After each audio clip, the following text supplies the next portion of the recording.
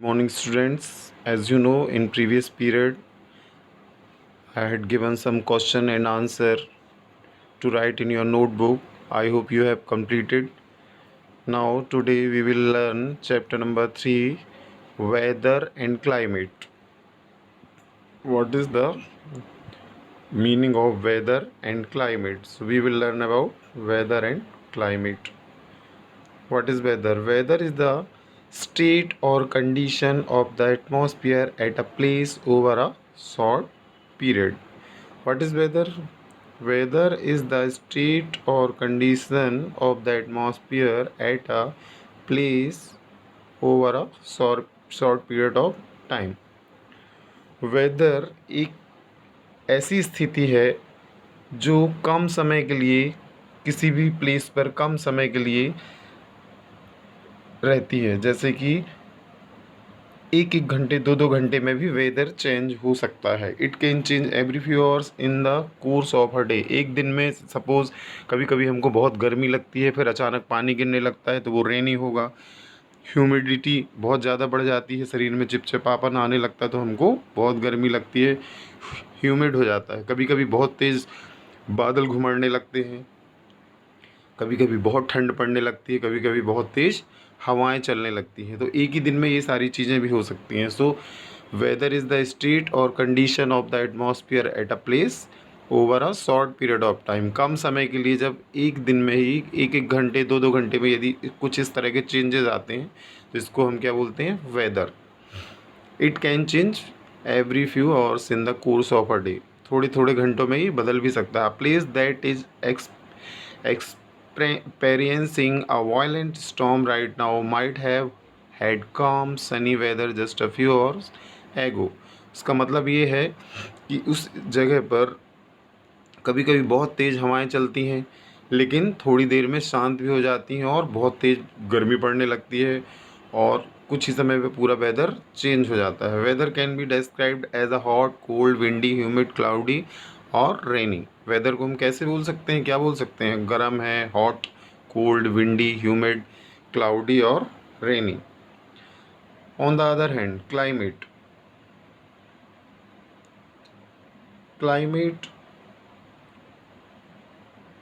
Climate on the other hand is the average weather conditions over a large area across a longer period of time of 30 years or more. Climate क्या है? Is the average weather condition over a large area. मतलब बहुत बड़ी जगह में, बहुत बड़ी जगह पर और बहुत लंबे समय तक यदि कोई भी बदलाव आता है मौसम में, उसको हम क्या बोलते हैं? Climate. For example,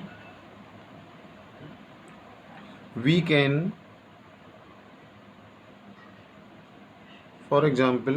can say that North India has on extreme climate with hot summers and cold winters. North India में बहुत ज़्यादा गर्मी पड़ती है और बहुत ज़्यादा ठंड पड़ती है, because there is extreme climate. और that the coastal plains of India have an equable climate. और कोस्टल प्लेन्स जहाँ रहते हैं, कोस्टल एरिया में क्या होता है? इक्वेबल क्लाइमेट, एक सा मौसम रहता है, वहाँ बदलाव नहीं होता. जैसे चेन्नई, मुंबई, इन जगहों में क्लाइमेट इक्वेबल होता है with no mark seasonal change. यहाँ पर सीज़न बदलता नहीं है, पूरे साल भर एक सा मौसम रहता है. Unlike weather, the climate of a region stay constant over long period of time. और वेदर क्या होता है? जल्दी जल्दी बदलता है और क्लाइमेट बहुत लंबे समय तक एक सी पोजीशन में रहता है.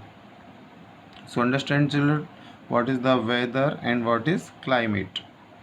What is the factors influencing climate. Climate को इन्फ्लुएंस करने के लिए, कुछ बदलने के लिए कुछ फैक्टर्स होते हैं. क्लाइमेट कैसे बदल जाता है? Climate is influenced and controlled by certain factors. Main among these are latitude or distance from the equator, altitude, humidity, precipitation and wind. ये सारी चीज़ें क्या होती हैं? ये फैक्टर्स हैं जो हमारे क्लाइमेट को चेंज करते हैं. Latitude. What is latitude? Latitude or distance from the equator is one of the most important factor. सबसे important factor क्या है? Latitude. Affecting the climate of a place. Climate, उस जगह की क्लाइमेट को बदलने के लिए लैटिट्यूड बहुत इम्पोर्टेंट है. लैटिट्यूड और distance from the equator is one of the most important factors affecting the climate of a place. The further one goes from the equator the colder it gets. यदि हमारे equator से जो भी place दूर होगा वो जगह ठंडी होगी. Understand children? और इक्वेटर के जो नियर होगी, पास में होगी, वो हॉट होगी, गर्म होगी. Therefore places near the equator are hotter than places at higher latitude.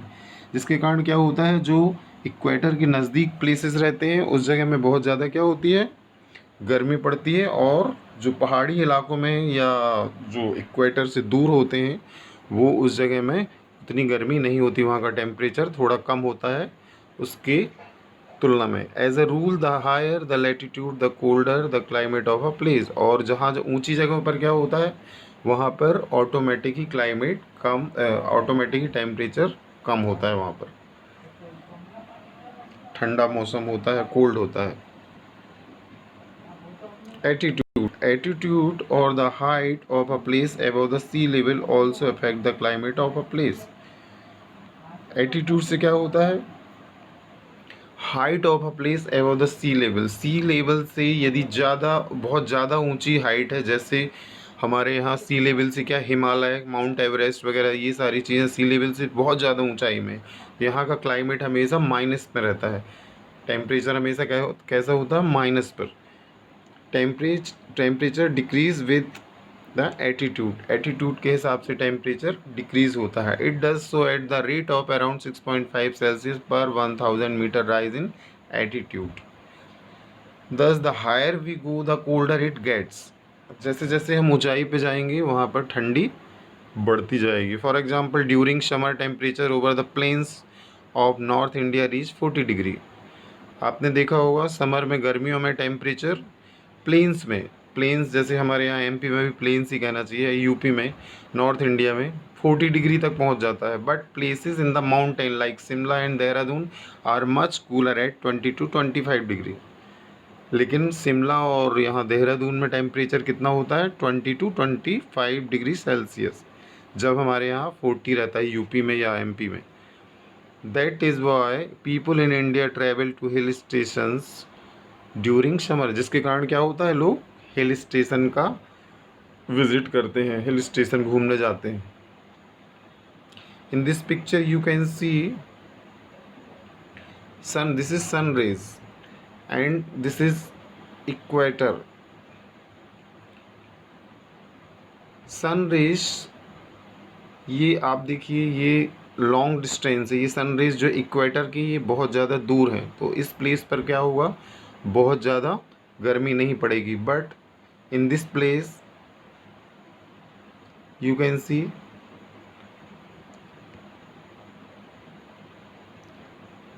these rays are going here, so this place will be hotter than this place. ये आप देख सकते हैं, रेज जो हैं छोटी हैं, मतलब ये इक्वेटर के नज़दीक और ये इक्वेटर से बहुत दूर है, इसलिए यहाँ पर ठंड पड़ेगी और इस जगह पर आपको बहुत ज़्यादा गर्मी होगी. Distance from the sea. Places located near the sea have a moderate climate. जो प्लेस समुद्र के पास, सी के नज़दीक रहते हैं, उस जगह पे मॉडरेट क्लाइमेट होता है. Moderate means neither too hot in summer not too cold in winter. ना तो ठंड में बहुत ज़्यादा ठंड और ना तो गर्मी में बहुत ज़्यादा गर्मी. On the other hand places located in the interior of continents have an extreme climate. इसके उल्टे क्या होते हैं कि जो प्लेस इंटीरियर में रहते हैं कॉन्टिनेंट के, हैव एन एक्सट्रीम क्लाइमेट, मतलब बहुत अंदर जो रहते हैं. जैसे हमारे यहाँ भी एक्सट्रीम क्लाइमेट है, एमपी यूपी में बहुत ज़्यादा ठंड पड़ती, बहुत ज़्यादा गर्मी. They have very hot summers and extremely cold winter. हमारे यहाँ बहुत ठंड बहुत गर्मी पड़ती है.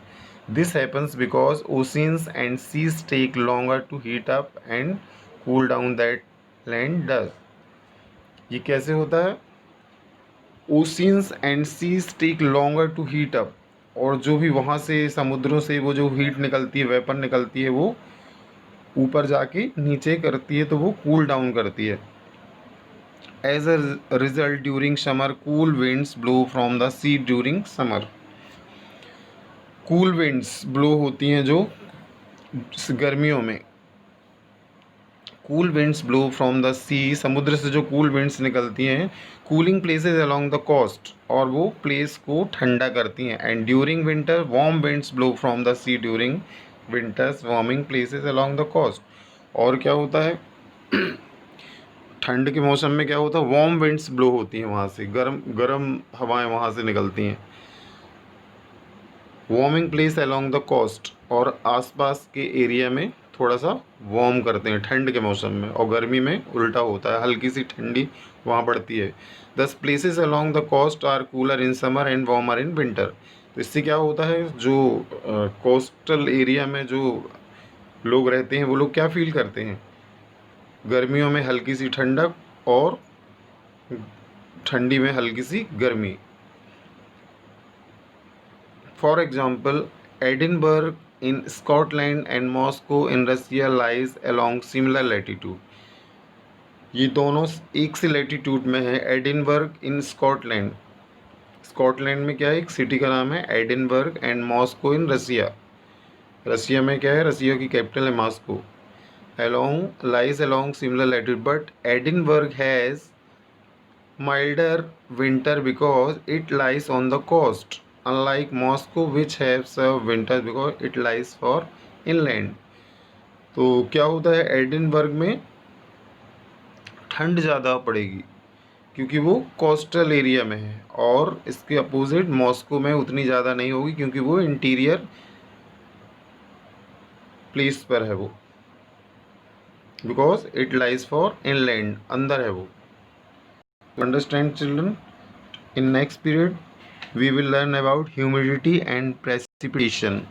So pay attention, and you have to revise one time, two time. If you're not able to understand, you have to revise one or two time from the video. Okay children, thank you.